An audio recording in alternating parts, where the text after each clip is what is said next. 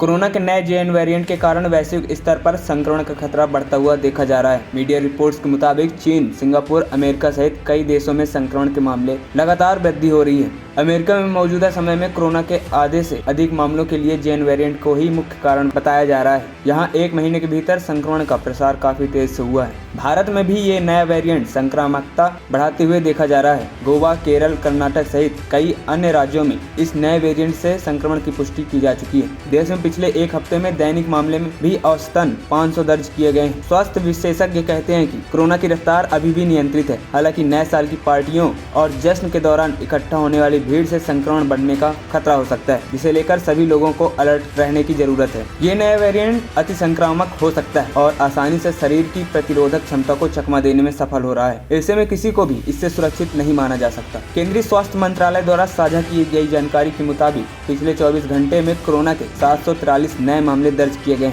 Indian SARS-CoV-2 consortium on genomics के मुताबिक भारत में कोविड के JN1 वेरिएंट के अब तक 162 मामले रिपोर्ट किए गए हैं। सबसे ज्यादा केस केरल और गुजरात में हैं। शुक्रवार को अपडेट किए गए इंस्कॉप के आंकड़ों के मुताबिक केरल में सबसे अधिक 83 मामले सामने आए हैं। इसके बाद गुजरात में 34 मामले दर्ज किए गए। कई राज्य पिछले कुछ हफ्तों में कोविड मामलों की वृद्धि की रिपोर्ट कर रहे हैं। 9 राज्यों और केंद्र शासित प्रदेशों में अब तक JN1 के मामलों की पुष्टि की जा चुकी है। केरल में 83, गुजरात में 34, गोवा में 18, कर्नाटक में 8, महाराष्ट्र में 7, राजस्थान में 5, तमिलनाडु में 4, तेलंगाना में 2 और दिल्ली में 1 नए वेरिएंट के केस रिपोर्ट दर्ज किए गए। हालांकि राहत की बात यह है कि ज्यादातर लोगों को हल्के मध्यम स्तर के लक्षण देखे जा रहे हैं और वे आसानी से घर पर ही ठीक हो रहे हैं। डॉक्टर कहते हैं नए वेरिएंट के साथ न सिर्फ संक्रामक बल्कि एक बार फिर से लोगों को कोरोना से डर बढ़ा रहा है। हालांकि यहाँ ध्यान देने वाली बात यह है कि मौसम समान सर्दी फ्लू वाला है, जिसका मतलब है कि हर बार बुखार, सर्दी, खांसी होने का ये मतलब नहीं कि आप भी कोरोना संक्रमित हो गए हैं। वैसे तो सर्दी, फ्लू